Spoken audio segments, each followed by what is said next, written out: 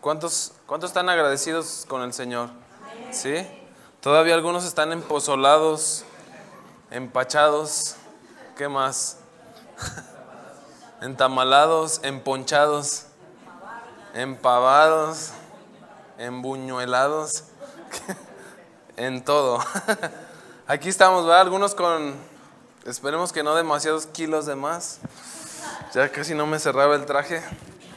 Pero ya, hermanos, vamos a echarle ganas, ¿no? A partir del próximo lunes, porque todavía la rosca, ¿verdad? Bueno, que Dios les bendiga. Vamos a recibir la palabra del Señor. Fíjense bien, la enseñanza del día de hoy tiene como título, como título de la enseñanza, 3 propósitos de Año Nuevo. 3 propósitos en el Señor, amén. Usted sabe que en estas fechas, el sábado fue 31, ¿verdad? No sé cómo lo pasaron ustedes, supongo que en familia. Algunos salimos, tuvimos la bendición de salir un poquito de la ciudad. Mi esposa, mi hija, mi cuñada y mi cuñado y yo fuimos a la sierra de Michoacán. Está un frillazo y ahí recibimos el Año Nuevo. Estuvo muy padre, gracias a Dios. Pues ahí hicimos una mini cena en el cuarto, congelándonos, pero bien gozosos en el Señor. Y yo sé que usted también se juntó ahí con su familia. Y a veces se tiene por costumbre en estas reuniones decir, ¿verdad? Cosas como, bueno, pues le doy gracias a Dios en este año porque pasó esto y aquello.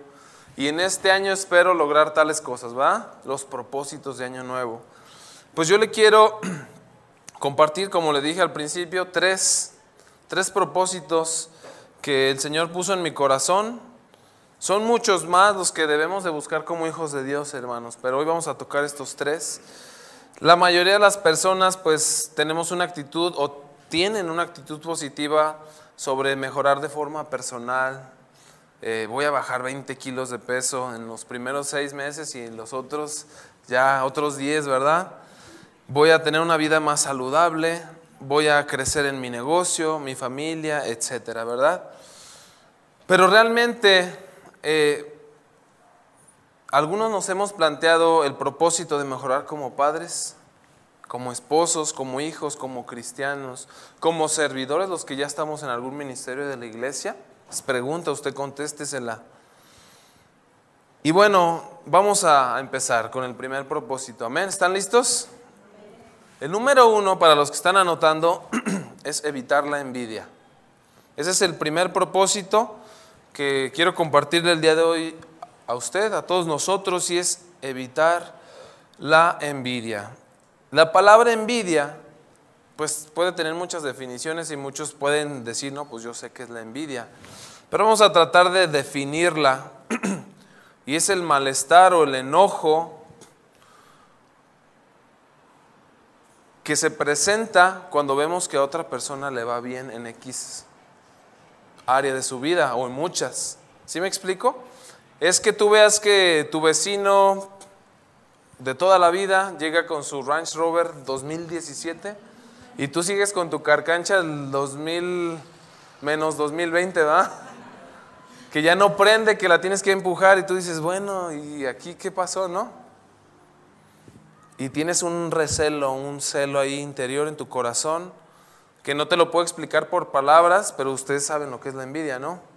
O que alguien de tu trabajo que tiene a lo mejor menos tiempo que tú en la empresa y lo ascienden de puesto, o le dan un mejor sueldo que a ti que ya tienes 20 años y dices, pero ¿por qué? Eso es envidia, hermanos, ¿ok? ¿Sí estamos claros lo que es la envidia?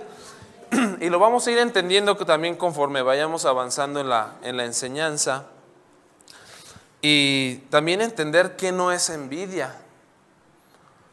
Ustedes y yo tenemos personas que admiramos, ¿sí o no? Personas terrenales, pueden ser tus pastores, pueden ser tus padres, puede ser el jefe de tu empresa que tú digas, híjole, es una persona que yo admiro y quisiera llegar a ser como él. Eso es muy diferente a la envidia. Es decir, bueno, me acerco a esa persona que admiro en esta área y le pido un consejo.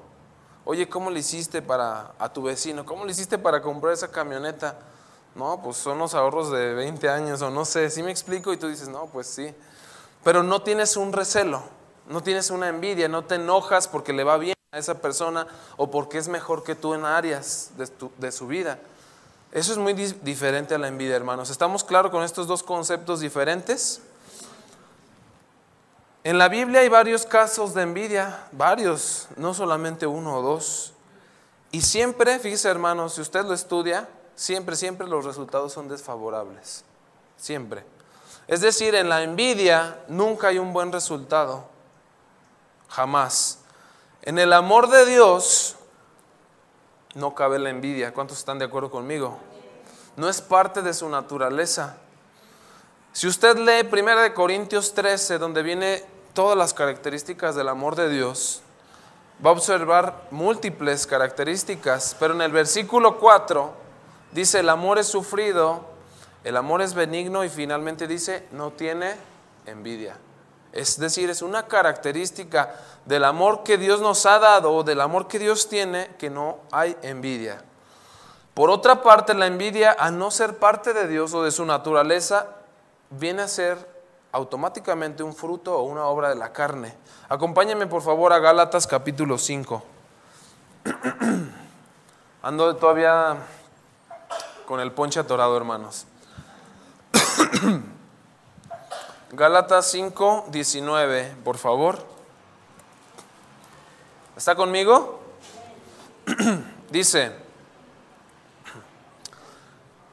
lo vamos a leer juntos. Dice: y manifiestas son las obras de la carne, que son, a ver, léalas conmigo: adulterio, fornicación, inmundicia, lascivia, idolatría, hechicerías, enemistades, pleitos, celos, disensiones, ¿qué sigue? Envidias, homicidios, borracheras, orgías y cosas semejantes a esta, acerca de las cuales os amonesto, como ya los he dicho antes, que los que practican tales cosas, ¿qué? Y una de esas, ¿cuál es, hermanos? La envidia es una obra de la carne. Al ser considerada la envidia una obra de la carne, significa que es algo que Dios no aprueba. ¿Está conmigo? Significa también que como hijos de Dios o como cristianos tenemos que buscar evitarla. O que si ya la tienes, desecharla. Se lo vuelvo a repetir: como hijos de Dios debemos de evitar la envidia, o si ya eres parte de alguna envidia, quítala de tu vida. Y ahora, ¿cómo se genera la envidia, hermanos? Porque a veces de la nada ya estás sintiendo cosas feas por otra persona. Pues como cualquier otro pecado que describe la Biblia. La Biblia hace una analogía con un embarazo natural, ¿verdad? Ahí en el libro de Santiago, capítulo 1, váyalo buscando. Santiago, capítulo 1, vamos a leer del 13 en adelante. No sin antes decirle que un bebé, de forma natural, primero es fecundado, ¿verdad? Primero se lleva a cabo la fecundación. Luego se implanta, ¿verdad? Ahí en el útero, luego crece, se desarrolla y luego viene, ¿qué cosa? El trabajo de parto y finalmente, ¿qué? Nace, ¿verdad? No es que de la noche a la mañana una mujer está embarazada y no sabía y ahí está un bebé, ¿verdad que no? Aunque déjenme decirles que en la experiencia como médico sí ha pasado. No sé cómo, pero ahí yo tengo en mi experiencia personal 2 o 3 mujeres que no sabían que estaban embarazadas, lo juraban así. Y de repente llegaban al hospital por dolor abdominal y una radiografía y un bebé ahí adentro. No, pues ya estás en trabajo de parto. ¿Cómo? Bueno, llega a suceder, pero no es lo común, ¿verdad, hermanos? De la misma manera, el pecado primero tiene que ser engendrado en el corazón, en la mente, para que luego crezca, se reproduzca y sea manifiesto a la luz de todos o a la luz de quien lo hace. Vamos a leerlo, dice Santiago 1:13. ¿Está conmigo? Cuando alguno es tentado, no diga que es tentado de parte de Dios, porque Dios no puede ser tentado por el mal, ¿ni qué? Sino que cada uno es tentado cuando de su propia concupiscencia es atraído y seducido. Entonces la concupiscencia, usted haga la analogía con un bebé, Después de que ha concebido, da a luz, ¿qué? El pecado, y el pecado siendo consumado da a luz la muerte. No estoy diciendo que un bebé sea malo, hermanos, pero hace la comparación, o sea, es algo interno, es algo interior que si usted pudiera abrir el útero de una mujer embarazada con un día de embarazo, no va a ver nada, porque es algo microscópico. Es decir, el pecado no se aparece de la noche a la mañana. ¿Está conmigo? Y en este caso estamos hablando de la envidia, que tiene consecuencias trágicas. Vamos a citar brevemente algunos casos de envidia en la Biblia. Y el primero que le quiero comentar es uno que la mayoría conoce y es muy claro para ejemplificar la envidia. Y estoy hablando de la relación que tuvo el rey David con el rey Saúl. Sabemos que Saúl fue el primer rey de Israel. Y no vamos a leer toda la historia porque es bastante larga, es muy detallada. Pero Saúl conoció a David en un punto muy específico de su vida. ¿Cuántos se acuerdan en qué momento fue? Era un problema que estaba teniendo el pueblo de Israel y por consecuencia el reinado o el gobierno de Saúl estaba en crisis. Era cuando los filisteos estaban a través de Goliat retando, ¿verdad? Entonces por ahí aparece un muchacho que se llama David y se ofrece y van y se lo llevan a Saúl y le dicen, oye, que él quiere enfrentar a Goliat y usted ya sabe la historia. Lo animó, le dio la oportunidad y finalmente Dios le dio la victoria a David y a Israel, ¿verdad? ¿Y qué pasó con Saúl? ¿Se enojó? Se gozó. ¿Por qué? Porque le salvó el pellejo en ese momento. O sea, de alguna manera Saúl estaba perdiendo popularidad si no le ganaba a los filisteos, ¿me entiende? Tenía en riesgo su reino si no podían derrotar al pueblo enemigo. Entonces David le produjo una bendición al reino de Saúl en ese momento y se gozó con él. Tan así que le dio a su hija Mical por su mujer. O sea, lo amaba, lo quería, se gozó con él y dijo, no, pues ya ganamos, ¿no? Porque le ganamos al principal guerrero y estaba muy feliz, pero esto no le duró mucho tiempo, hermanos. El problema surgió cuando Saúl empezó a ver que la gente tenía empatía con David. Comenzó a sentir y a tener ideas en su cabeza de que David quería quitarle el reino, que lo quería matar, que le quería usurpar el trono. Saúl permitió el veneno de la envidia de tal manera que su mente al final de sus días estaba trastornada por todos estos pensamientos, delirante, y ya lo hemos visto en enseñanzas previas, tenía un espíritu malo de parte de Dios que lo atormentaba. Y desde aquel día se propuso perseguir a David hasta lograr, o lo quería matar aunque no lo logró. Acompáñenme por favor a 1 Samuel 18:5. 1 Samuel capítulo 18 versículo 5. ¿Está conmigo? Esto que vamos a leer es después de que David mató a Goliat, ¿ok? Cuando todavía eran muy amigos, muy cuatachos, David y Saúl. Dice, y salía David a donde quiera que Saúl le enviaba y se portaba ¿cómo? Prudentemente. Y lo puso Saúl sobre gente de guerra y era acepto a los ojos de todo el pueblo. ¿Y qué? A los ojos de los siervos de Saúl. O sea, todo iba viento en popa, ¿verdad? Se conocieron David y Saúl y hicieron clic y luego lo puso en un puesto de autoridad, lo puso ahí con sus siervos y todos lo veían con buenos ojos. Versículo 6, aconteció que cuando volvían ellos, es decir, de aquella batalla, de esa guerra, cuando David volvió de matar al filisteo, salieron las mujeres de todas las ciudades de Israel cantando y danzando para recibir al rey Saúl con panderos, con cánticos de alegría y con instrumentos de música. ¿Y qué era lo que cantaban las mujeres? Versículo 7. Y cantaban las mujeres que danzaban y decían, Saúl hirió a sus 1000 y David a sus 10,000. Y se enojó Saúl en gran manera y les agradó este dicho y dijo, a David dieron 10,000 y a mí 1000, no le falta más que el reino. Y versículo 9, ahí está la clave, hermano, de lo que estamos viendo hoy. Desde aquel día Saúl no miró con buenos ojos a David. Esta frase de Saúl hirió a sus miles y David a sus 10,000 quiere decir que, pues efectivamente, Saúl había derrotado a unos ejércitos, pero David a muchos, ¿me explico?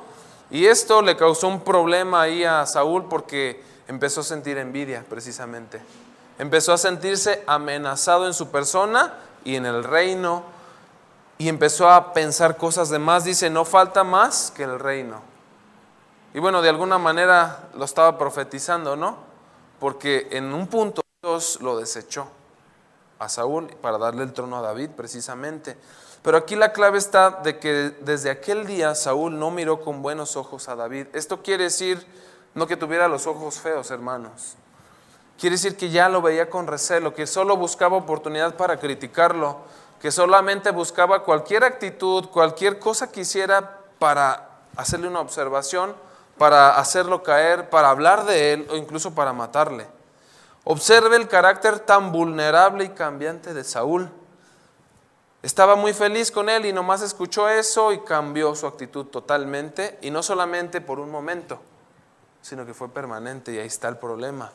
Todos, y la palabra lo enseña, todos podemos ser tentados, y la envidia es una tentación.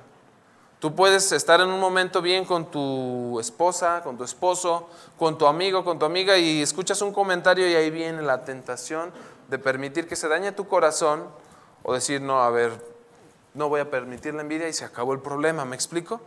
El problema es que Saúl dice que no miró con buenos ojos a David desde aquel día, o sea, jamás volvió a cambiar de parecer. Esto es importante y usted tiene que prestar atención. La envidia, en la mayoría de los casos, por no decir siempre, sucede entre personas cercanas.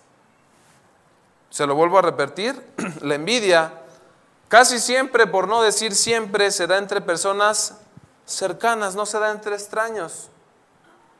Yo le aseguro que si ahorita pasa un Mercedes-Benz del más caro, nadie le va a tener envidia porque no sabe ni quién es. ¿Sí me explico? Pero si lo tiene su cuñado, o su primo, o su vecino, ¿qué tal? Ahí sí hay una tentación, ¿no? Preste mucha atención, en la familia es el primer lugar donde se dan las envidias.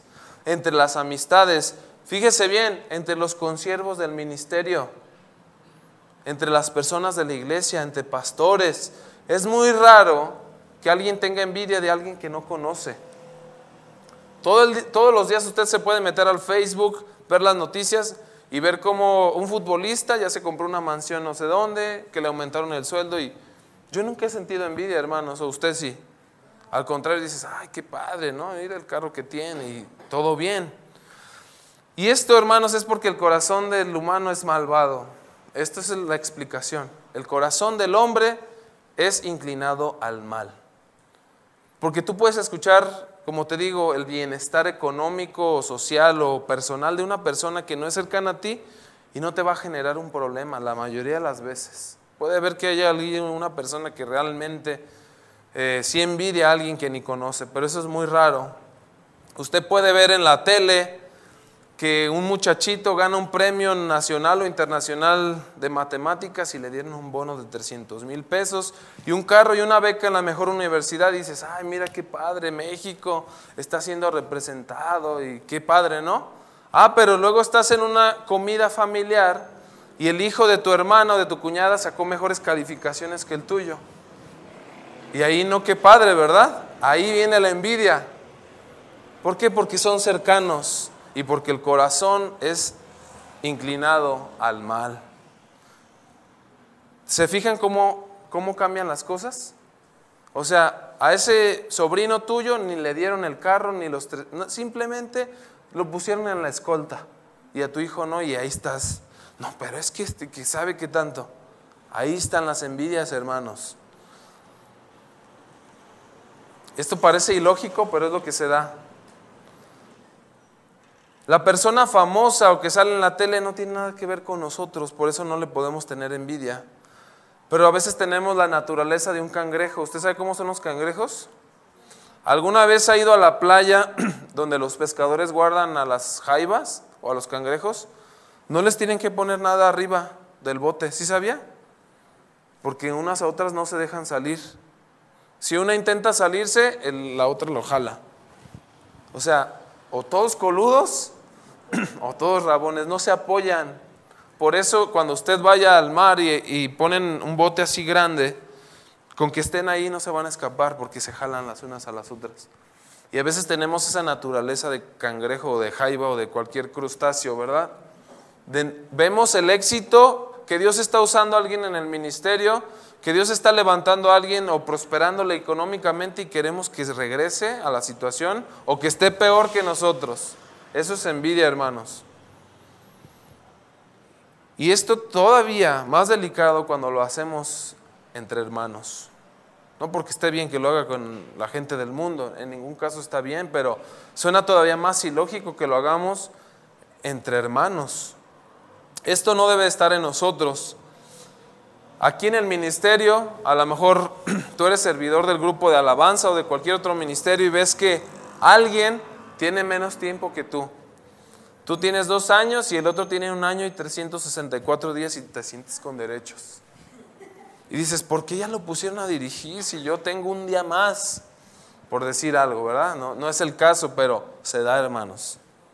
Eso es envidia, o que de repente aquí pues solamente algunas personas predican y de repente al que ves ahí sentado desde hace tiempo, ay, mira, le tocó predicar y yo que tengo desde que no sé qué, casi yo fundé la iglesia. Eso es envidia, hermanos. Debemos de tener mucho cuidado porque Dios usa a quien Él quiere, ¿estamos de acuerdo? Dios levanta a quien Él quiere en el momento que Él quiere. Y fíjese bien, así como con Saúl y David, las mujeres ahí metieron la pata, siempre va a haber voces que puedan dar pie a que uno o otra parte tengan envidia. Y de uno depende escucharlas o ignorarlas, ¿estamos de acuerdo? Es decir, si yo, por ejemplo, me voy a poner de ejemplo, yo soy el director de alabanza, bueno, en este caso de la iglesia, ¿verdad? Dirijo la mayoría de las veces la alabanza. Si yo veo que alguien del grupo comienza a ser usado por Dios y a dirigir la alabanza, yo no tengo por qué tener la envidia, ¿sí me explico? Al contrario, lo que nos enseña la palabra de Dios es que me goce y que le diga, ¿sabes qué? Qué padre cantas, qué bueno que Dios te está usando.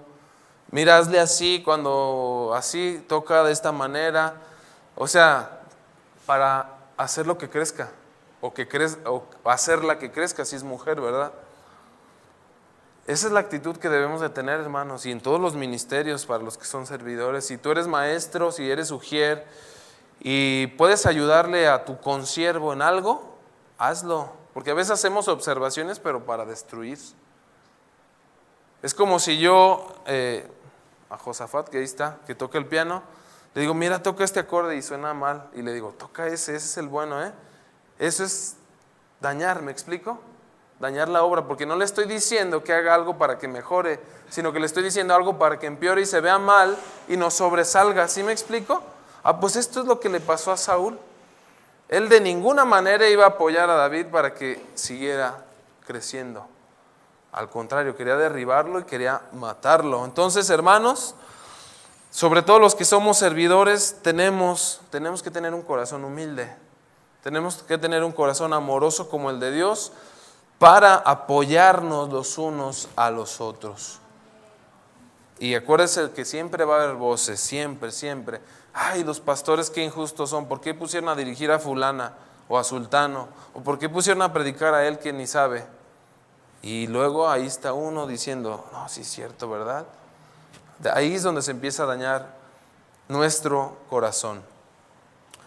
Y la envidia es tan severa o tan maligna que nos puede llevar a perder la razón y a hacer cosas que nunca imaginamos que alguien pudiera hacer. Les voy a contar una historia verídica de una pareja, un matrimonio. La esposa era creyente, así de muchos años, y pues su marido era borracho, parrandero y jugador, ¿verdad? Clásico. Y esta hermana era bien fiel en la congregación y en cada reunión pedía por su esposo. Hermano, mi esposo es borracho y esto, por favor. Yo creo que ya tenía al pastor, ¿verdad? Hasta acá, porque en cada reunión la hermana pedía por su esposo. Pues pasaron los años y un día este hombre recibió el evangelio genuinamente y dio un cambio radical en su vida de tal manera que propuso en su corazón servir a Dios el resto de su vida. Pues, ¿cómo creen que se puso la esposa? Contenta, ¿no? Como Saúl cuando David derrotó a Goliat. ¿Y qué cree que pasó después? Este hombre empezó a ser levantado por Dios, empezó a tener agrado entre la iglesia, de tal manera que servía en algunos ministerios, y de tal manera que llegó a la mujer a tenerle celos al varón y decir, prefiero que estés como antes. A tal grado llega la envidia, hermanos, cuando la permite en su corazón. Y esto es algo real, ¿eh? Entonces, es como si usted, cuando trae las peticiones de oración, pide, yo no conozco a la mayoría, pero piden por una persona que Dios la restaure, y usted luego, porque esa persona cree y luego está aquí cantando, usted se enoja. Así de ese grado es la envidia. Vamos a seguir adelante. Usted puede también leer conmigo, acompáñeme por favor al libro de Lucas, capítulo 15, del versículo 11 al 32, ahorita nada más deje ahí su Biblia, ahorita lo vamos a leer.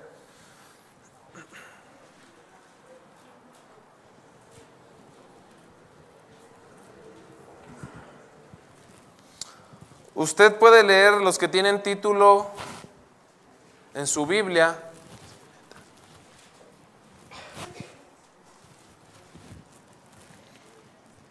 ¿Cómo dice el título de su Biblia? La parábola del hijo pródigo. ¿Y qué tiene que ver con el tema que estamos viendo, hermanos? Ahorita van a ver. Ustedes conocen la historia, ¿verdad? Un hombre tenía 2 hijos, ¿verdad? Y el menor, ¿qué le dijo? Dame todo lo que me vas a dar cuando mueras, pero yo ya lo quiero ahorita. ¿Verdad? Palabras más, palabras menos. ¿Y qué hizo este hijo? Se fue de su casa, lo malgastó y vivió perdidamente. Llegó hasta el punto de tocar fondo en su vida y estar ahí comiendo entre los cerdos, ¿verdad? De una manera deplorable y lo más bajo que puede llegar a una persona. En ese momento este hijo dijo, ¿qué estoy haciendo aquí? Los siervos de la casa de mi padre están mejor que yo. ¿Y qué dice? Recapacitó y fue arrepentido a su padre, ¿verdad? Por otra parte, el padre siempre estaba esperándole, ¿no? Siempre tenía la esperanza de que volviera su hijo, aunque hubiera hecho lo malo. ¿Estamos de acuerdo? Pues un buen día regresó. ¿Y el papá lo recibió enojado? Lo recibió con gozo. Y les dijo a todos los siervos, maten al becerro más gordo y vamos a hacer fiesta. Acompáñenme a Lucas 15:25. Ya lo tiene ahí, ¿no? Dice, y su hijo mayor, es decir, el que se había quedado, el que aparentemente era el más fiel, y cuando vino y llegó cerca de la casa, oyó la música y las danzas, se dio cuenta que había fiestón ahí, ¿verdad? Y llamando a uno de los criados, le dijo, oye, ¿qué está pasando aquí? ¿De quién es el cumpleaños o qué? Y le contestó, versículo 27, tu hermano, o sea, el que se había ido, ha venido y tu padre ha hecho matar el becerro gordo por haberle recibido bueno y sano. Entonces se enojó y no quería entrar. Salió por tanto su padre y le rogaba que entrase, mas él respondiendo dijo al padre, he aquí tantos años te sirvo y no habiéndote desobedecido jamás y nunca me has dado ni siquiera un cabrito para gozarme con mis amigos. Pero cuando vino tu hijo, que ha consumido tus bienes con rameras, has hecho matar para él el becerro gordo. Él entonces le dijo, hijo, tú siempre estás conmigo y todas mis cosas son tuyas. Mas era necesario hacer fiesta y regocijarnos, porque tu hermano era muerto y ha revivido, se había perdido y es hallado. Fíjese bien, esta historia tiene muchísimas aplicaciones. Esto que le pasó al hermano es lo mismo que le pasó a la hermana esta que le conté. O sea, tanto anheló que su esposo se convirtiera y después de forma paradójica lo aborrecía. ¿No se le hace ilógico? Bueno, pues esta historia del hijo pródigo también representan a los escribas y a los fariseos, hermanos, contra Jesús. La envidia los cegó tanto que no podían soportar a Jesús y buscaban ocasión para hacerle caer. ¿Sí se acuerda? Todo el tiempo le hacían preguntas, todo el tiempo le juzgaban por cómo hacía los milagros, por cómo se dirigía a las personas, por qué comes con los publicanos, por qué haces milagros, etcétera, etcétera, etcétera. De tal manera llegó la envidia de los escribas y fariseos. ¿Por qué? Porque se sintieron desplazados.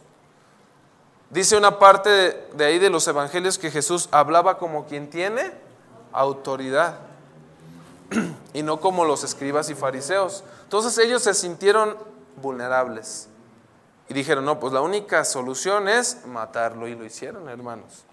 Esa fue la causa. O sea, Dios tenía un plan, obviamente, pero en el corazón de ellos era eliminarlo del mapa porque no lo podían soportar. ¿Y cuál era su origen? La envidia. La envidia es algo muy gravemente, hermanos, que primeramente nos separa de Dios y que puede llegar a tal grado que puedes hacerle daño a tu propia familia y a las personas que más amas. Ya para terminar con este punto, vamos a Génesis, por favor, capítulo 4, versículo 1. Génesis 4:1. Vamos a tomar, hay muchas historias más acerca de la envidia, pero esta es con la que vamos a concluir el día de hoy. Gracias. Donde el desenlace es trágico, hermanos. ¿Está conmigo? Génesis 4:1 dice, conoció Adán a su mujer Eva, la cual concibió y dio a luz ¿a quién? A Caín, su hijo mayor. Y dijo, por voluntad de Jehová he adquirido varón. Después dio a luz, perdón hermanos, a su hermano Abel, y Abel fue pastor de ovejas y Caín fue labrador de la tierra. Y aconteció andando el tiempo que Caín trajo del fruto de la tierra una ofrenda a Jehová, y Abel trajo también de los primogénitos de sus ovejas, de lo más gordo de ellas, y miró Jehová con agrado a Abel y a su ofrenda, pero no miró con agrado a Caín y a la ofrenda suya. Y se ensañó Caín en gran manera y decayó ¿qué? Su semblante. No se le afigura como cuando dice, y desde aquel día Saúl no vio con buenos ojos a David. Es lo mismo, hermanos. Entonces Jehová dijo a Caín, versículo 6, ¿por qué te has ensañado y por qué ha decaído tu semblante? ¿Se fijan cómo Dios tiene misericordia? Le estaba advirtiendo. Si bien hicieres, no serás enaltecido, y si no hicieres bien, el pecado está a la puerta. Con todo esto a ti será su deseo, y tú te enseñorearás de él.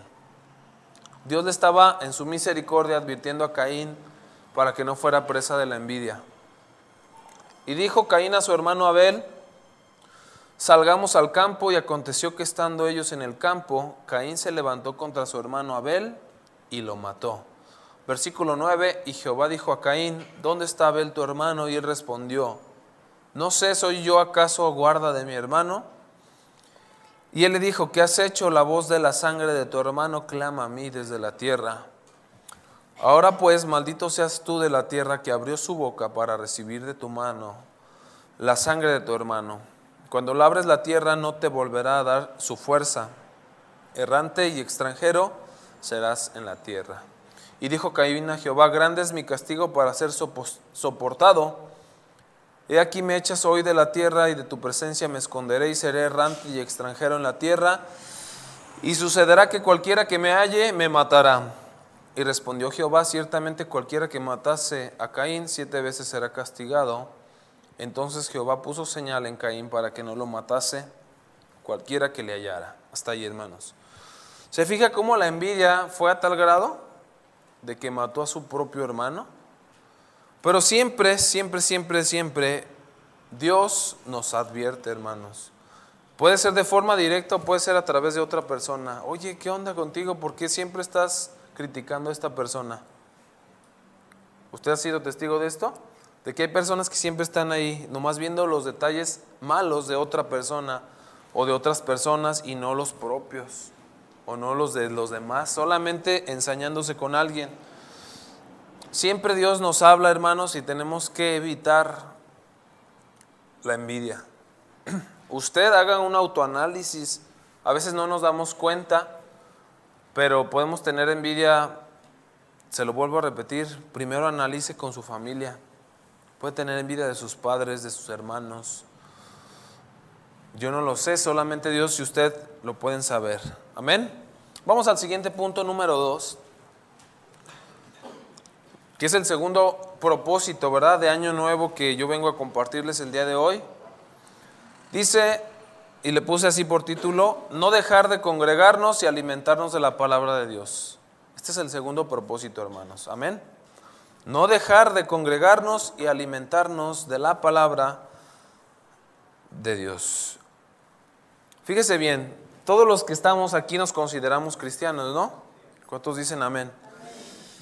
Dice la palabra de Dios en el libro de Hechos que la primera vez que se les llamó cristianos a los discípulos, ¿dónde fue? En Antioquía, ¿verdad? ¿Y por qué se les llamaba cristianos? Porque seguían a Cristo, ¿no? Y porque se parecían a Él. De una forma sencilla, un cristiano es como un Cristo pequeño, ¿no? Eso quiere decir, o una persona que quiere ser como Cristo, o una persona que sigue y obedece los mandamientos de Cristo. ¿Estamos de acuerdo? Un cristiano cree y obedece lo que Cristo ha establecido. Jesús tuvo un ministerio de 3 años aquí en la tierra aproximadamente, con el que revolucionó el mundo de aquel entonces y lo sigue haciendo, ¿verdad?, como una reacción en cadena interminable. Hoy en día, fíjese bien, hermanos, gracias a la tecnología que se ha desarrollado, usted puede conocer un lugar de cualquier parte del mundo con solo ingresar a una computadora, ¿verdad? Puede ver un evento en vivo, un partido de fútbol, una conferencia desde su computadora o hasta desde su celular. Si usted no tiene la oportunidad de pagar un partido de la selección mexicana, pues nomás se mete ahí a su compu o a su celular y ahí está, ¿verdad? En vivo y en directo. Y no quiero decir que esto sea malo, al contrario, tiene sus beneficios. Tal vez nunca tengamos los recursos económicos para ir, por ejemplo, al Monte Everest, a la Luna, pero usted se mete y dice, mira, ya vi cómo es, ya lo conoció, aunque sea en la computadora, ¿verdad?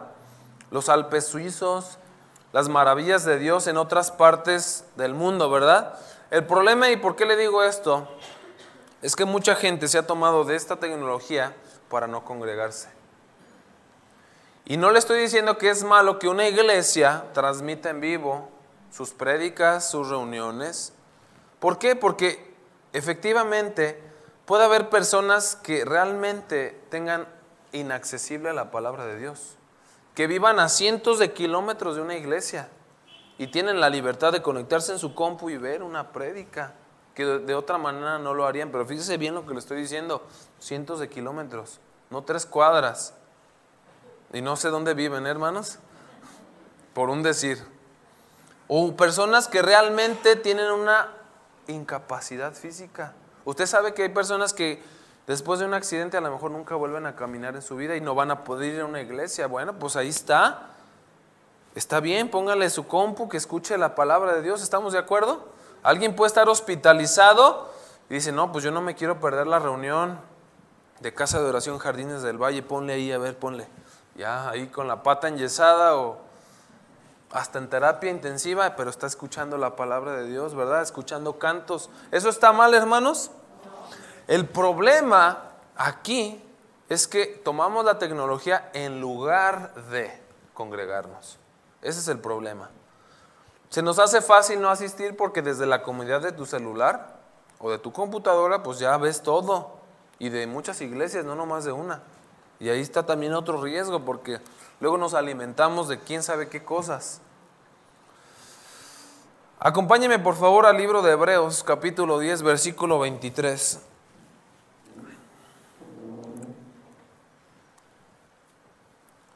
Hebreos, capítulo 10, versículo 23. Vamos a leer al 25, 23 al 25. Cuando lo tenga me dice, ya lo tengo. ¿Ya están listos?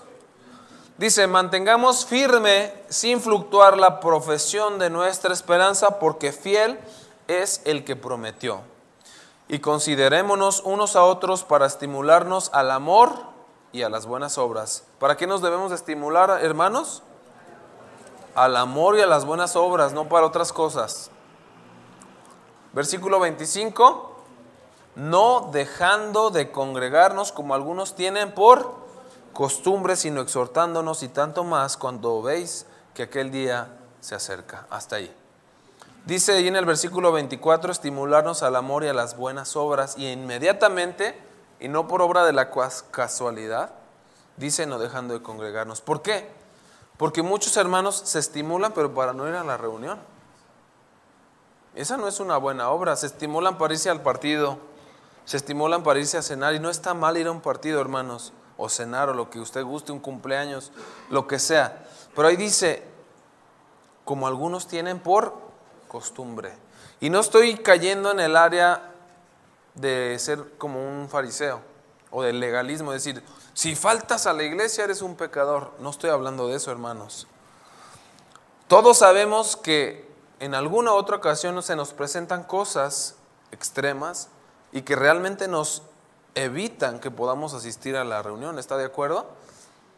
¿A cuántos no los pueden operar de urgencia o programado? Y pues ni modo que te vengas ahí con la cirugía ahí, pues no puedes venir, ¿verdad? O estás hospitalizado, estás enfermo, tienes que atender una cosa realmente urgente. Pero eso es una cosa. Y otra cosa es que cuando tengas oportunidad faltes. Eso es a lo que se refiere Hebreos. Como algunos tienen por costumbre. Una costumbre es algo que se te hace fácil hacer, ¿verdad? Hay muchas costumbres. Por ejemplo, una costumbre es celebrar Navidad y Año Nuevo. Ya lo traes automático, ¿no? Ya nomás estás esperando la fecha para que ahí en tu familia te digan, ¿y qué vamos a hacer? Nadie dice, ¿de qué? ¿De qué me estás hablando? ¿Verdad que no? Porque todos ya saben. Eso es una costumbre. Entonces, la costumbre de faltar a la congregación es decir, ay, tengo comezón, voy a faltar a la iglesia, porque me voy a estar rascando toda la reunión. O me duele la cabeza, no hay que ir, etcétera, etcétera. Yo no sé los casos particulares, pero no debemos de tener el chip de decir, por cualquier motivo voy a faltar. Hay personas que vienen 3 reuniones y faltan 2, vienen un mes y faltan 2 meses, vienen una vez al año. Hay personas que vienen una vez al año, hermanos, de veras, aunque usted no lo crea. Eso es fácil de identificar y decir, pues mira, ellos, pues sí, a veces vienen, a veces no.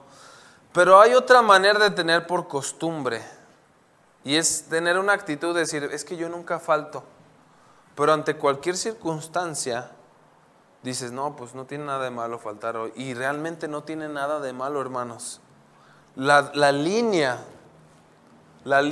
entre tomar una buena decisión y una incorrecta respecto a es muy delgada.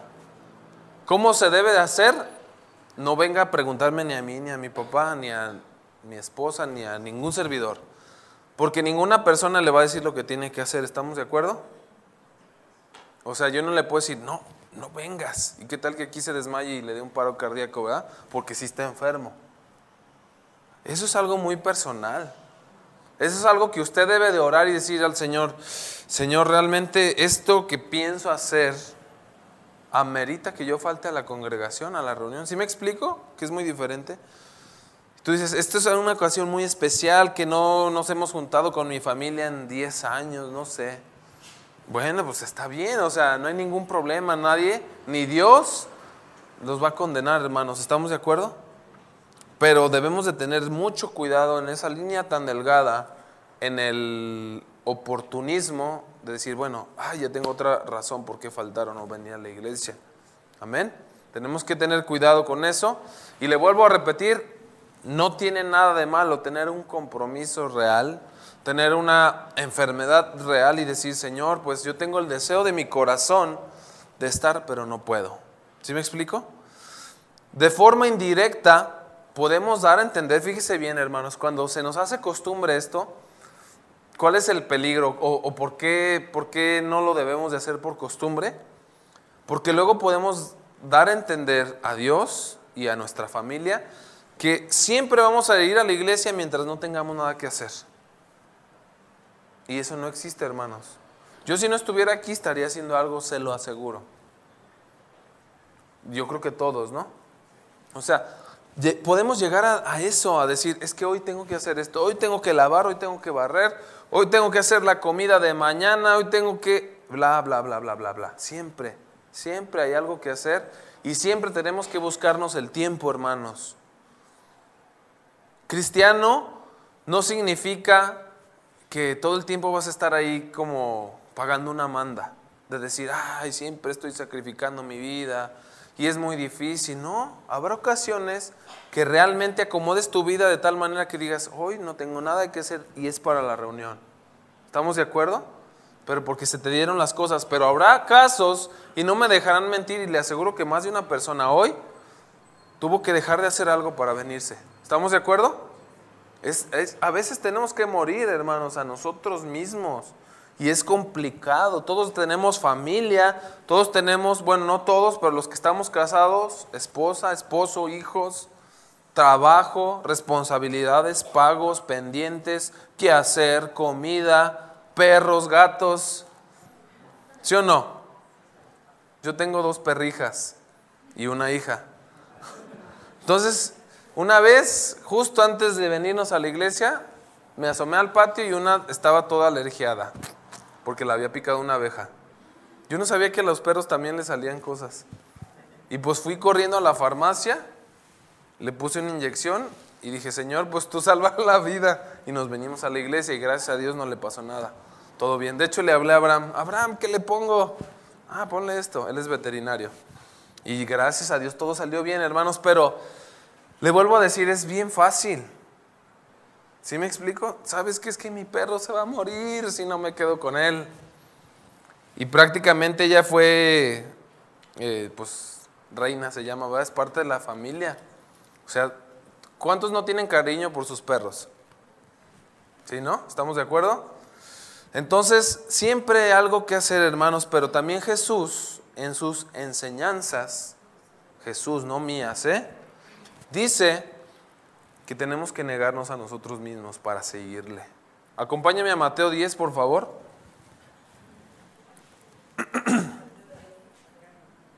Mateo 10, versículo 34. ¿Está conmigo? Vamos a irnos más rápido. Dice, no penséis, son palabras de Jesús, que he venido para traer paz a la tierra. No he venido a traer paz, sino ¿qué? Espada. ¡Ay, joles! ¿Que no Jesús es el príncipe de paz? ¿Se contradice la Biblia? Dice, porque he venido para poner en disensión al hombre contra su padre. ¿Qué? A la hija contra su madre. ¿Qué? Y a la nuera contra su suegra. Bueno, eso no es tan común, ¿verdad? Digo, no es tan infrecuente en el mundo, ¿verdad, hermanos? Pero en el Señor es diferente. ¿Cuántos dicen amén? Y los enemigos del hombre serán ¿qué? Los de su casa. El que ama a padre o a madre más que a mí no es digno de mí. El que ama más a hijo o a hija más que mí no es digno de mí. Y el que no toma su cruz y sigue en pos de mí, ¿qué? No es digno de mí. El que haya su vida la perderá, y el que pierde su vida por causa de mí, ahí está. Más claro no se puede, hermanos. Fíjese bien, vamos a tomar el equilibrio de esto. Aquí Jesús no está diciendo que llegue y se vaya de su casa, y que le diga a su papá, córtala. No. Aquí lo que quiere decir es que muchas veces, por seguir a Cristo, tu misma familia se te va a voltear. ¿Estamos de acuerdo? Y yo sé que algunos de aquí lo han vivido o lo están viviendo. Que en cuanto su familia sabe que eres cristiano y más que sirves en la iglesia, ahí están. No, hombre, y nunca vienes. Y ahí empieza el chantaje. Nunca vienes a visitarme, te la pasas en la iglesia, bla, bla, bla, bla, bla. A eso se refiere, hermanos. Que muchas veces por seguir a Cristo vas a estar en contra de tu familia. No siempre, Más bien podríamos decir bienaventuradas las familias que están de acuerdo, ¿no? Esa es una bendición. ¿Cuántos dicen amén? Es una bendición que tu familia y todos estén en sintonía de decir, no, pues vamos a servir al Señor. Ahí estamos, o sea, perfecto, qué bueno. Pero muchas veces va en contra. Siempre va a haber un marido o una esposa que te interfiera. acudir a la reunión. Y no lo digo por todos, hermanos, son situaciones muy especiales que ni yo conozco, pero Dios sí las conoce y usted también. Siempre va a haber un marido o una esposa que, ay, es que nunca estás conmigo, y ya ahí dices, bueno, sí es cierto, me voy a quedar y no voy a ir a la iglesia, ¿verdad? Es que nunca me haces de comer, es que siempre llego y ya te vas.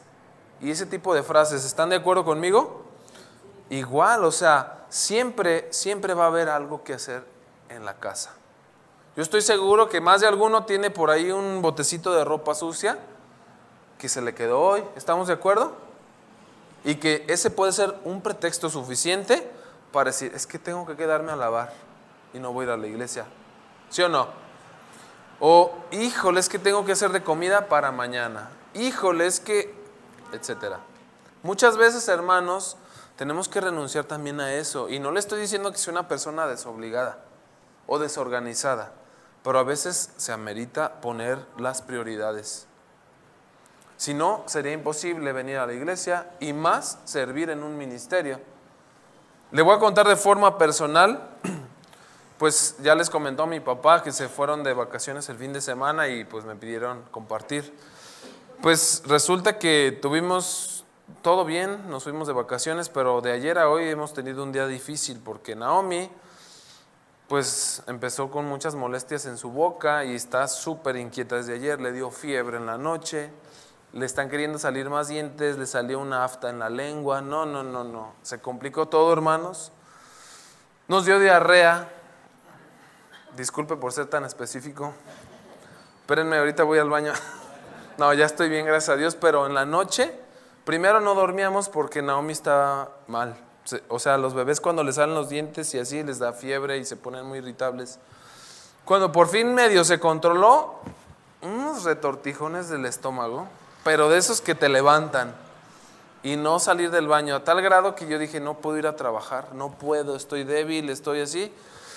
Pues total que no pude faltar, hermanos, y me tuve que ir a trabajar, todavía con algún pendiente de terminar de repasar la enseñanza, volver, y Naomi sigue mal, o sea, no mal, pero no quiere comer, está enojona, está chillona, y los que son padres, ¿cuántos saben que esto te estresa un buen? Cuando tu hijo o tu hija le da temperatura o llora o le salen los dientes o lo que le pase, ¿verdad que sí? Entonces Dios prueba, hermanos, Dios prueba siempre. Yo dije, Dios mío, ¿por qué hoy? ¿Por qué hoy justamente? Pues Dios sabe por qué, ¿no? Dios es el que tiene el control de todas las cosas. A veces es para que tengamos un corazón humilde, para que tengamos el corazón así bien presto para servirle, no en nuestras fuerzas, sino en las que Él nos da. Entonces, si estamos en nuestras fuerzas, mi esposa y yo hubiéramos dicho, ¿sabes qué? No puedo ir, busca quien dirija y quien predique, porque Naomi está enferma y estoy bien desvelado y con diarrea. Las tres cosas, hermanos, el mismo día, se los prometo, y ahí está mi esposa de testigo. Entonces tenemos que renunciar a nosotros mismos, cambiar el chip y decir, pues no, ahorita no me acuerdo de eso. Y Dios obra para que puedas hacer las cosas que están en su voluntad. Porque si lo ves en el terreno natural, hay muchas cosas que son imposibles. Y yo me acuerdo, por ejemplo, del caso de mis papás cuando hicieron al instituto, fue cuando mi tía y mi abuelo estaban graves. Yo no sé cómo le hicieron. ¿Sí me explico? O sea, era justificable que ellos dijeran, no, ahorita no es el tiempo de hacer el instituto, ahí nos vemos. Pero tuvieron que dar un extra, ¿verdad? La milla extra. Mi esposa está haciendo el instituto bíblico ahorita y es difícil, o sea, Naomi todavía está bebé y hay que buscar dónde cuidar, quien la cuide, llevarla, recogerla. A veces está enferma como hoy y es difícil, ¿verdad? Como madre, como padre decir, ay, no te puedo dejar, ¿verdad que sí? Pero a veces lo tienes que hacer, ¿estamos de acuerdo? No porque no quieras a tu hijo o a tu hija, sino porque Dios tiene un plan para tu vida. Y si Dios puso en ti que hicieras esto, que sirvas en el ministerio, Dios te va a dar la gracia para que no tengas por costumbre faltar, que es el punto que estamos tratando. Amén. Vamos ahí mismo, 2 capítulos atrás, Mateo 8:18.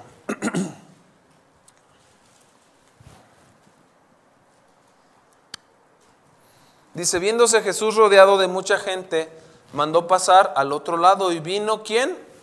Un escriba, fíjese, no era cualquier persona, era un escriba. Y le dijo, maestro, te seguiré a donde quiera que vayas.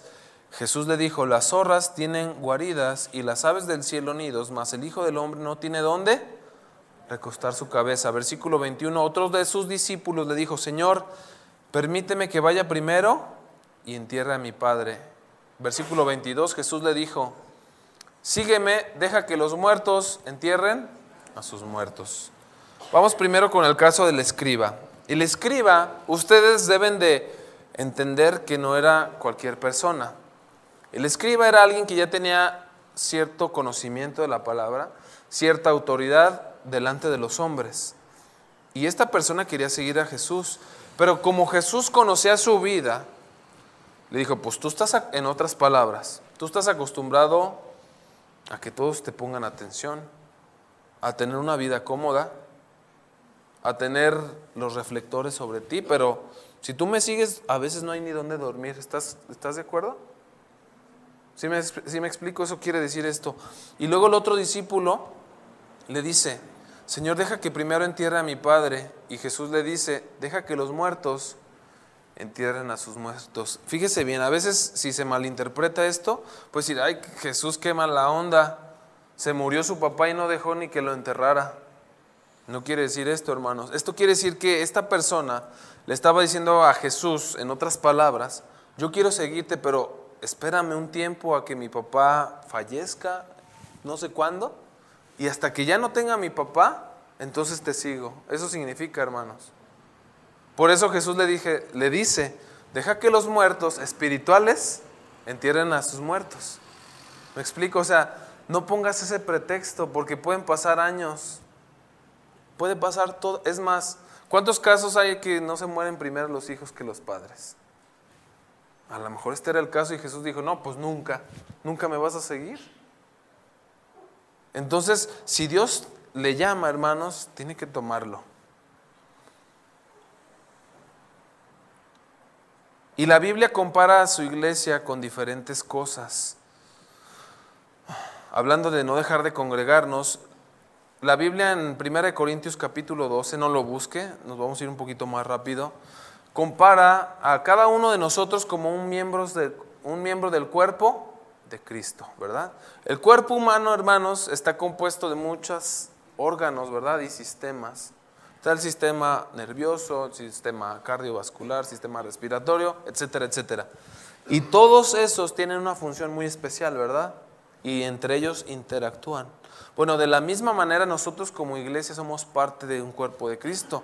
Algunos de los que estamos aquí podemos ser ojo, otro puede ser uña, otro puede ser pelo, otro puede ser piel, otro puede ser corazón. No somos iguales, hermanos, ¿estamos de acuerdo? ¿Y por qué le digo esto? Porque un cuerpo da a entender unidad, ¿verdad? El cuerpo no puedes vivir una persona con el intestino aquí, el corazón acá, el hígado por allá, ¿verdad? Están unidos. Por eso tenemos que congregarnos. La palabra congregar implica unidad, estar en un lugar específico, en un tiempo específico. Dice ahí, yo os lo voy a leer, porque así como el cuerpo es uno y tiene muchos miembros, pero todos los miembros del cuerpo, siendo muchos, son un solo cuerpo, así también Cristo. Entonces, hermanos, esto se lo leo para apoyar este concepto de que no debemos dejar de congregarnos. También la Biblia compara la congregación o la iglesia ¿con qué cosa? Con un rebaño. Somos ovejas, ¿verdad? Y tenemos un pastor que es Cristo y un pastor terrenal también. El buen pastor es Jesús. Un rebaño implica unión también, ¿no? O sea, no se puede concebir la idea de un rebaño y hay 10 ovejas aquí, otras 15 allá a 2 kilómetros y otras 20 en otro estado de la República. Eso no es un rebaño, son 3 rebaños, ¿no? ¿Sí me doy a entender? Un rebaño implica unidad, estar juntos. Y las ovejas tienen particularidades muy especiales. Ellas les gusta estar juntas, porque son medio torpes, son medio ciegas, y también les gusta que el pastor los dirija. Una oveja tiene una naturaleza que tú puedes, por ejemplo, dejar en su corral abierto y no se van lejos. Ahí están, porque no tienen muchas ideas para hacer cosas, como un cabrito. Los cabritos abren la puerta y se te escapan y a lo mejor nunca lo vuelves a ver. Pero las ovejas son mansitas, son tranquilas, requieren que el pastor les dé de comer, requieren que las lleve a que tomen agua, y esto implica unión. Y si el pastor de este rebaño natural de ovejas ve que una oveja se está apartando, ¿qué es lo que le hace? La acerca, ¿verdad? ¿Por qué? Porque tiene que estar en el rebaño, tiene que congregarse con las demás ovejas. Y la labor de un pastor natural es muy variada, son muchas cosas, no es nomás traerlas por ahí, como la de un pastor espiritualmente hablando. Las ovejas tienen que tener su corral o su casa ahí donde duermen, que es la congregación. Ahí es donde ellas están seguras, donde no les da el frío, si llueve no se mojan, si hay un lobo o algo por ahí no se puede meter al corral, porque ahí están seguras, ahí tienen alimento, ahí tienen agua, pero también el pastor está al pendiente de que no estén llenas de popó, ¿verdad? Hay que limpiarles para que no se les infecten sus patas. Si las ve que la piel ya está muy gigante, ¿qué les hace? Las rapa, ¿verdad? Tienen todo un cuidado muy específico. Si les ve que están ahí cojeando, no dice, bueno, está cojeando, quién sabe, ¿verdad que no? ¿Qué hace el pastor? Va y la revisa, y si es necesario le pone medicamento, etcétera. De la misma manera lo hace el Señor con nosotros, hermanos, y un pastor terrenal con su congregación. También un pastor no nomás las tiene ahí guardadas, las saca a caminar, las saca a pastos verdes, porque necesitan caminar, necesitan ejercitarse, necesitan comer pastos verdes, respirar aire fresco. Todas estas necesidades, hermanos, que le estoy diciendo de forma natural, las necesitamos de forma espiritual. Y eso solamente lo vamos a encontrar en una congregación a la cual usted pertenece. En el camino, ahí donde están pastando, si alguna oveja está desobediente, no nomás la acerca, sino que le da sus golpes gentiles, ¿verdad? ¿Para qué? Para que se acople, para que no corra peligro. Ninguna persona en sus 5 sentidos puede decir que el pastor le dé ahí sus golpes es porque la está maltratando, ¿verdad? Obviamente hay de golpes a golpes. Los pastores solamente le dan ahí unos golpecillos y ya. Si no, a veces sí es necesario hasta quebrarles la pata, ¿verdad? Para cargarlas, para que no corran peligro. De la misma manera, hermanos, no podemos tener un concepto de decir yo soy autosuficiente. Yo me puedo alimentar ahí en mi computadora de miles de predicaciones de todo el mundo, en diferentes idiomas. Yo ahí aprendo la palabra de Dios. No se puede, hermano, porque usted no es su propio pastor, nadie es su propio pastor. Necesitamos estar congregados, necesitamos tener la dirección, necesitamos que nos corrijan. Es necesario.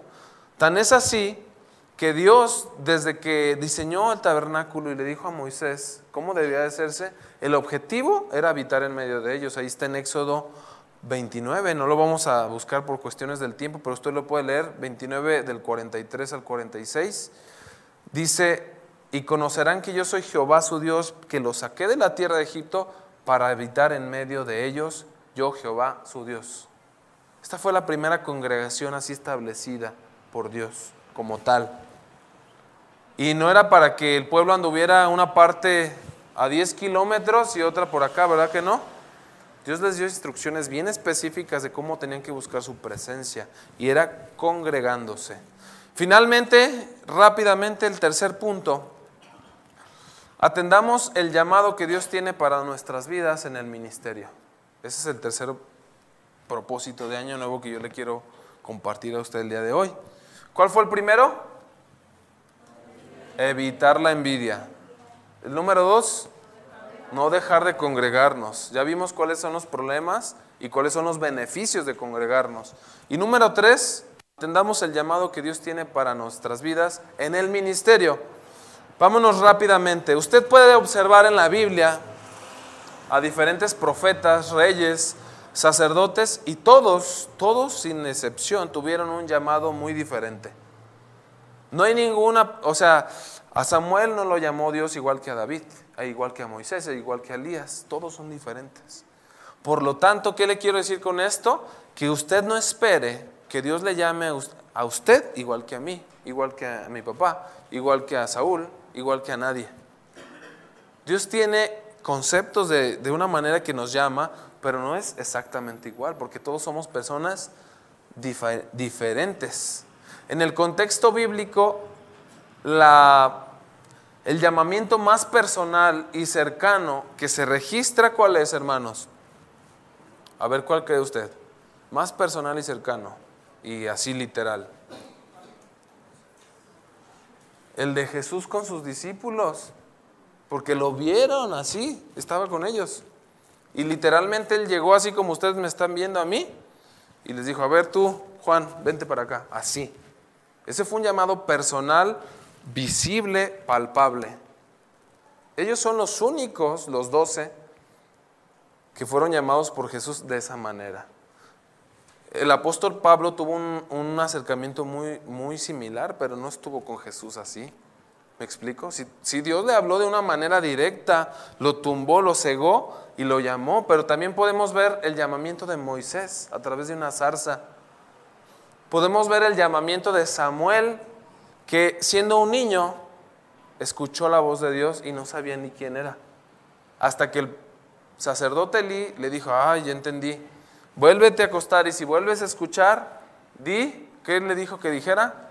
Heme aquí, que tu siervo escucha, ¿verdad? Que tu siervo oye. Y entonces Dios ya le habló a Samuel. Entonces Abraham, por medio de visiones de la voz de Dios, ¿verdad? No hay un solo registro en la Biblia de que alguien fuera llamado de la misma manera. Incluso entre los discípulos fue diferente. Mateo estaba ahí sentado todavía cobrando impuestos y Jesús le dijo, vámonos. ¿Y qué hizo Mateo? Vámonos. Los 4 pescadores, ¿quiénes eran? A ver. Pedro, Andrés, Juan y Jacobo estaban ahí echando las redes, estaban con su familia, con sus padres, y Jesús los llamó, ¿verdad? Y vámonos igual. Incluso algunos fueron llamados de forma personal, como Mateo, y otros por hermanos. ¿Sí me explico? Juan y Jacobo estaban juntos y a los dos les dijo, vénganse. Y se fijan cómo no dijeron, a ver, ¿por qué a Mateo sí lo llamaste cuando él estaba solo y a mí con mi hermano? Porque Dios obra de diferentes maneras, hermanos. Y si usted ha tenido el deseo, el anhelo de servir a Dios, ore al Señor, que le muestre, no espere que su situación sea igual a la de los discípulos. A veces así quisiéramos, ¿no? Para estar bien seguros. Decir, es que sí es Dios el que me está llamando y no son mis ideas.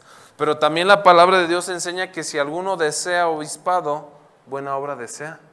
Acompáñenme a 1 Timoteo capítulo 3, versículo 1, ya estamos sobre el final. 1 Timoteo 3, versículo 1.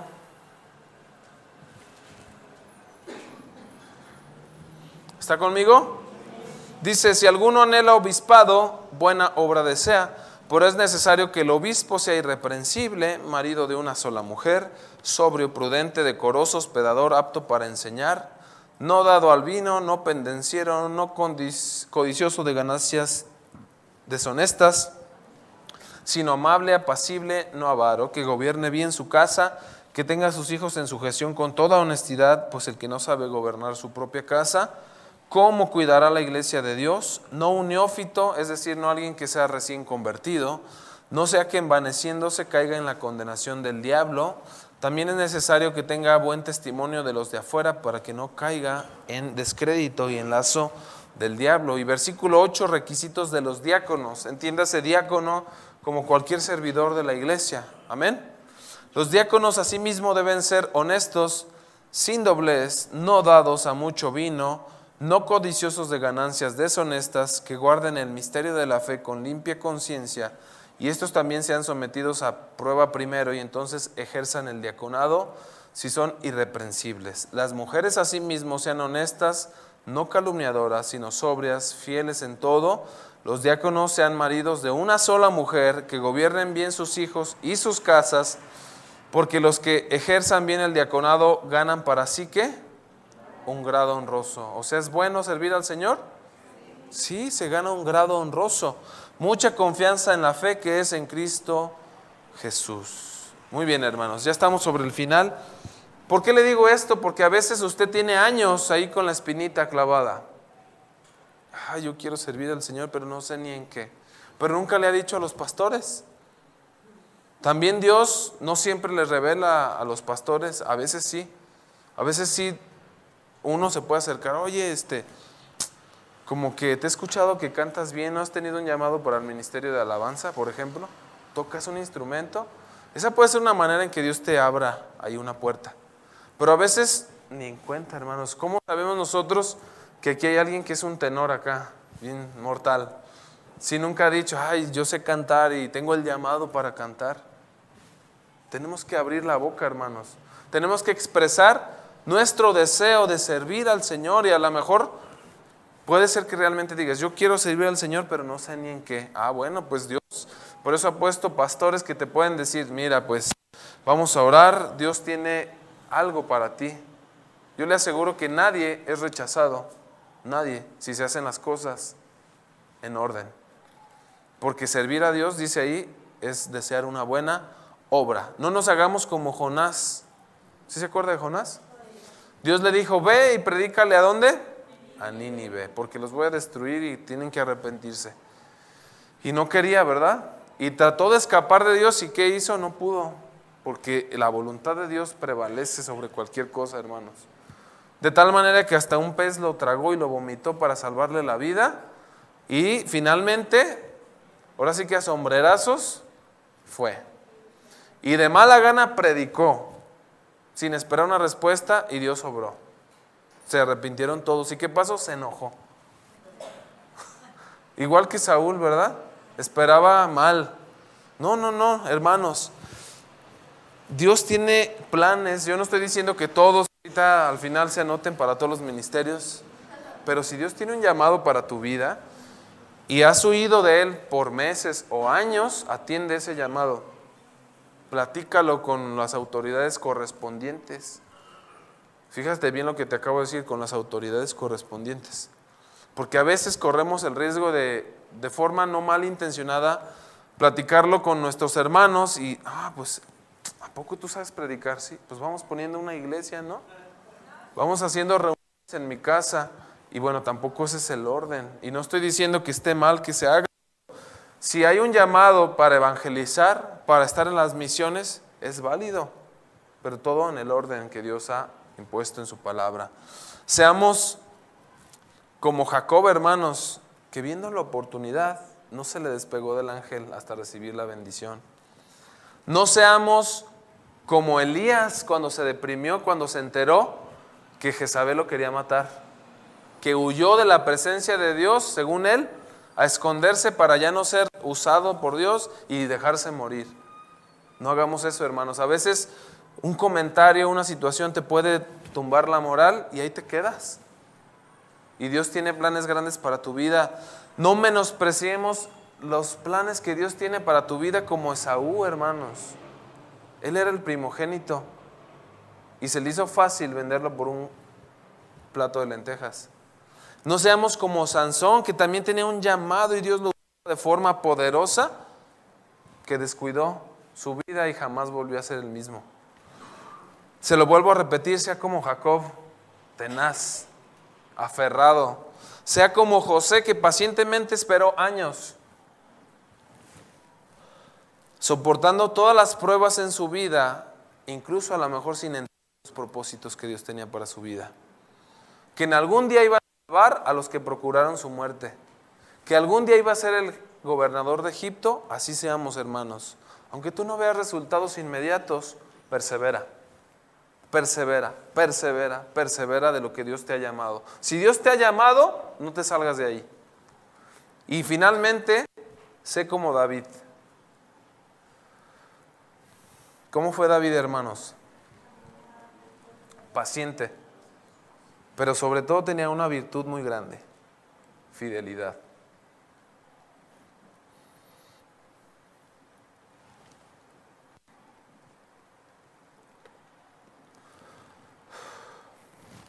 El rey David era muy fiel, hermanos. Cierre sus ojos.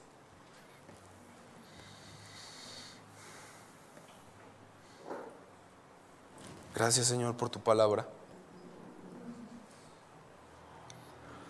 Gracias porque tú eres fiel con nosotros y siempre tienes algo para alimentarnos. Tenemos estas 3 áreas en nuestras vidas, Señor, que nos gustaría crecer en ellas, evitar la envidia, ser personas constantes en la congregación y atender un llamado, Señor, si tú no lo has hecho. Señor, como el rey David, que fue paciente, fue fiel a Saúl a pesar de que era una persona incoherente, a pesar de que era una persona deshonesta, malvada. Señor, que tengamos ese corazón de siervos. Tengamos un corazón humilde, lleno de amor para evitar la envidia, para corregirla si nos hemos hecho presa de ella, Señor, y que nos amemos los unos a los otros aquí en la congregación, que nos animemos a congregarnos, que nos animemos a participar en las diferentes áreas del ministerio, del servicio, como hermanos, Señor, en Cristo. Ayúdanos a crecer como iglesia, Señor, como familias. Y, Señor, te damos gracias por tu palabra. Gracias, Señor, porque tú eres fiel y eres verdadero. En el nombre de Jesús. Amén. Amén. Muy bien, hermanos. Creo que hay algo más. Denle un aplauso al Señor. Amén.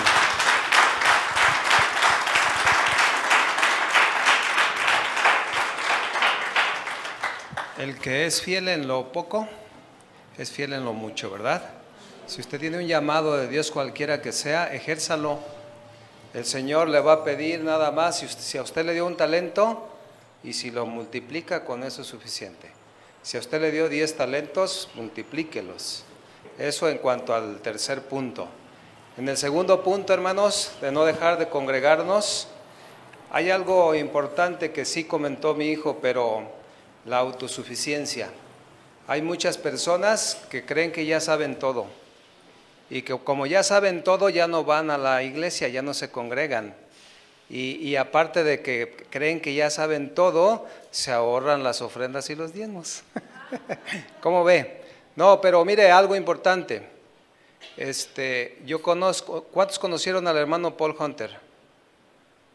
¿Sí lo conocieron algunos? Un misionero muy bendecido por Dios, muy sabio, y él nunca dejó de congregarse hasta los 90 y tantos años de edad.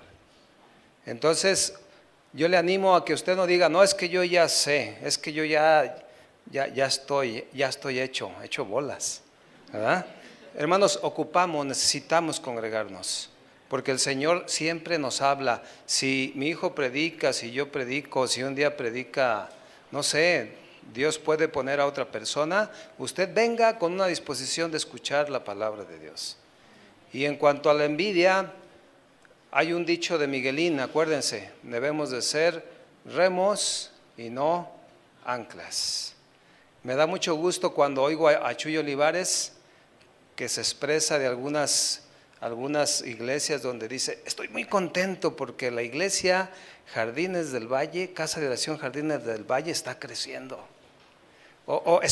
Me gozo porque en tal lado está creciendo la iglesia.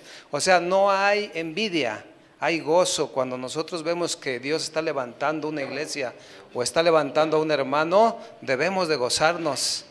¿Y sabe qué? Practíquelo.